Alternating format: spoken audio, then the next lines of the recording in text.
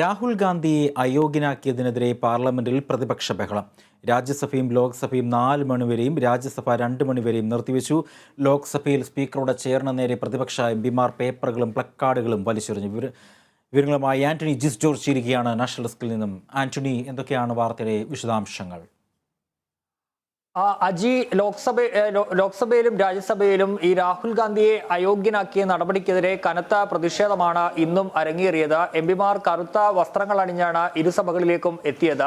സഭാ നടപടികൾ ആരംഭിച്ച ഘട്ടത്തിൽ തന്നെ എംപിമാർ പ്രതിഷേധവുമായി ഇറങ്ങി. ലോക്സഭയിൽ പ്ലക്കാർഡുകൾ ഉൾപ്പെടെയുമായി എംപിമാർ മുദ്രാവാക്യ വിളികളുമായി നടുത്തളത്തിലേക്ക് ഇറങ്ങി പ്രതിഷേധിച്ചതോടെ വലിയ രീതിയിലുള്ള ബഹളമായി. തുടർന്ന് സഭ അപ്പോൾ തന്നെ പിരിഞ്ഞു. ഏതാണ്ട് 1 മിനിറ്റിൽ താഴെ മാത്രമാണ് ലോക്സഭയും രാജ്യസഭയും ലോക്സഭയിൽ സ്പീക്കറുടെ ചെയറിന് നേരെ പ്ലക്കാർഡും അതുപോലെ തന്നെ പേപ്പറുകൾ ഉൾപ്പെടെയുള്ളവ പ്രതിപക്ഷ എംപിമാർ വലിച്ചെറിഞ്ഞു. രാജ്യസഭയിലും സമാനമായ സാഹചര്യം തന്നെയാണ് ഉണ്ടായത്. അവിടെയും കറുത്ത വസ്ത്രങ്ങൾ അണിഞ്ഞു തന്നെയാണ് പ്രതിപക്ഷ എംപിമാർ എത്തിയത്. നടപടികൾ ആരംഭിച്ച ഘട്ടത്തിൽ തന്നെ എംപിമാർ മുദ്രാവാക്യം വിളി ആരംഭിച്ചു. തുടർന്ന് അപ്പോൾ തന്നെ രാജ്യസഭയും പിരിഞ്ഞു. ലോക്സഭ 4 മണിവരെയും രാജ്യസഭ 2 മണിവരെയുമാണ് നിർത്തിവെച്ചിരിക്കുന്നത്. സഭാ നടപടികൾ നിർത്തിവെച്ചതിന് പിന്നാലെ എംപിമാർ പാർലമെന്റിന് മുമ്പിലെ ഗാന്ധി പ്രതിമയ്ക്ക് മുന്നിൽ പ്രതിഷേധിച്ചു. തുടർന്ന് അവർ വിജയ് ചൗക്കിലേക്ക് മാർച്ചും നടത്തി. ഇന്നത്തെ ഏറ്റവും പ്രധാനപ്പെട്ട ഒരു കാര്യം ഈ വലിയ ഒരു പ്രതിപക്ഷ ഐക്യം കണ്ടു എന്നുള്ളതാണ്. പ്രധാനമായും കഴിഞ്ഞ കുറെ കാലങ്ങളായി പ്രതിപക്ഷ ഐക്യത്തോട് അല്ലെങ്കിൽ പ്രതിപക്ഷത്തിന്റെ സംയുക്ത നീക്കങ്ങളോട് ചേർന്ന് നിൽക്കുന്ന ഒരു നിലപാട് സ്വീകരിക്കാത്ത പാർട്ടിയാണ് തൃണമൂൽ കോൺഗ്രസ്. തൃണമൂൽ കോൺഗ്രസും ഇന്ന് ഈ പ്രതിഷേധത്തിൽ ഉടനീളം പങ്കെടുത്തു എന്നുള്ളതാണ് ഏറ്റവും പ്രധാനപ്പെട്ട ഇന്നത്തെ ഒരു കാര്യമെന്ന് പറയുന്നത്. രാവിലെ ഈ വിഷയങ്ങൾ ചർച്ച ചെയ്യാൻ മല്ലികാർജ്ജുൻ ഖാർഗെയുടെ അധ്യക്ഷതയിൽ ഒരു യോഗം പാർലമെന്റിൽ അദ്ദേഹത്തിന്റെ ചേംബറിൽ ചേർന്നിരുന്നു.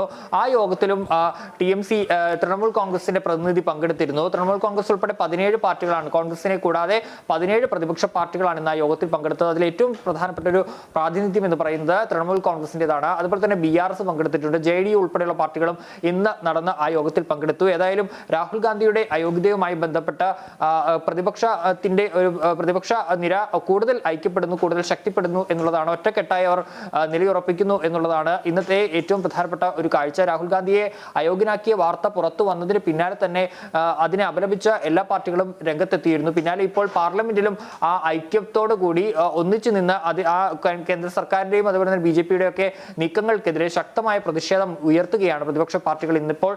ഏതായാലും ഇനിയിപ്പോൾ സഭാ നടപടികൾ തുടർന്നാലും സമാനമായ സാഹചര്യം തന്നെ ഉണ്ടാകാനാണ് സാധ്യത. മറ്റ് മാറ്റങ്ങളൊന്നും ഉണ്ടാകാൻ ഇടയില്ല എന്നുള്ളതാണ് മനസ്സിലാക്കാൻ സാധിക്കുന്നത്. ഏതായാലും ആ പ്രതിഷേധം ഇന്നിപ്പോൾ തുടരുകയാണ്. അല്പസമയത്തിനകം യൂത്ത് കോൺഗ്രസിന്റെ പാർലമെന്റ് മാർച്ചും നടക്കാനുണ്ട് രാഹുൽ ഗാന്ധിയുമായി ബന്ധപ്പെട്ട വിഷയത്തിൽ.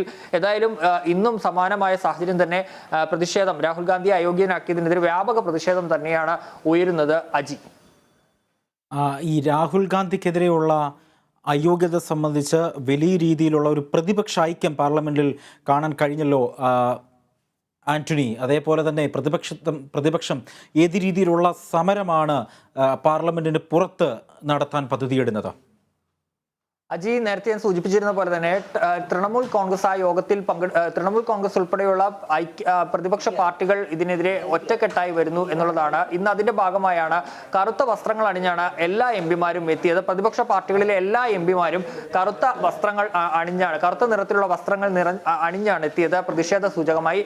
അതുപോലെ തന്നെ ഗാന്ധി പ്രതിമയ്ക്ക് മുന്നിൽ നടത്തിയ പ്രതിഷേധത്തിലും വിജയ് ചൗക്കിലേക്ക് നടത്തിയ മാർച്ചിലും ഈ എംപിമാർ എല്ലാ പാർട്ടികളിലെയും എംപിമാർ അണിനിരന്നു എന്നുള്ളതാണ്. ഏതായാലും പാർലമെന്റിനകത്ത് പ്രതിഷേധം കൂടുതൽ ശക്തമാക്കാൻ തന്നെയാണ് തീരുമാനം. രാഹുൽ ഗാന്ധിയുടെ അയോഗ്യതാ വിഷയത്തിൽ മാത്രമല്ല, അദാനി വിഷയത്തിൽ JPC അന്വേഷണം വേണമെന്ന ആവശ്യത്തിലും കൂടുതൽ പ്രതിഷേധം ശക്തമാക്കാൻ തന്നെയാണ് പ്രതിപക്ഷ പാർട്ടികളുടെ തീരുമാനമുള്ളത്.